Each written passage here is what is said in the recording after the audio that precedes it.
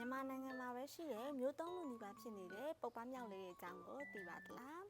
သူတို့နေထိုင်ရာပုပ္ပတောင်ကြီးကိုအစွဲပြုပြီးတော့ပုပ္ပမြောက်မရှိလေးတွေပုပ္ပမြောက်ပုပ္ပလန်ကောလို့ခေါ်ပါတယ်မျက်နှာချွန်းချွန်းအမိရှိရှိကသူတို့ရဲ့ပုံစံလေးတွေဖြစ်ပြီးတော့မျက်လုံးပြူးပြူးလေးတွေနဲ့လူတွေကိုကြည့်တတ်ပါတယ်2020ခုနှစ်ကနေစတင်တွေ့ရှိခဲ့တဲ့မျိုးစိတ်ဖြစ်ပြီးတော့အရန်ကိုရှားပါလွန်းတာကြောင့်ထိမ့်သိမ်းဆောက်ရှောက်ရမယ်မျိုးနယ်တွေကိုထည့်သွင်းခဲ့ပါတယ်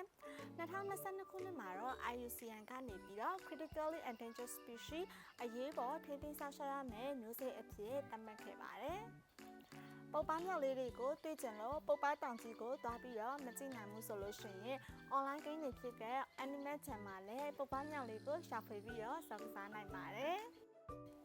ဒီ Animal Jam game မှာပုပ္ပမြောက်လေးကို character တစ်ခုအနေနဲ့ထည့်သွင်းထားတာကိုကြည့်ချင်းအဖြစ်ပုပ္ပမြောက်လေးတွေကဘယ်လောက်ထိရှားပါပြီးတော့အရေးပါတယ်ဆိုတာကိုသိနိုင်ပါတယ်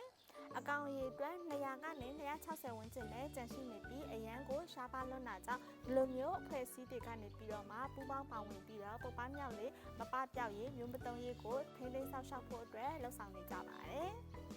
အမဲလိုက်ခံရခြင်းစကြက်မြေရောနေလာမှုတရားမဝင်တထုံးလုံးမှုအစရှိတဲ့လူသားမျိုးနွယ်တို့ရဲ့အန္တရာယ်တွေကြောင့်ကျမတို့မြန်မာနိုင်ငံကနေပျောက်ကွယ်မသွားရအောင်အားလုံးဝိုင်းဝန်းပြီးတော့ကာကွယ်ဆောက်ရှောက်တင်ပါတယ်နော်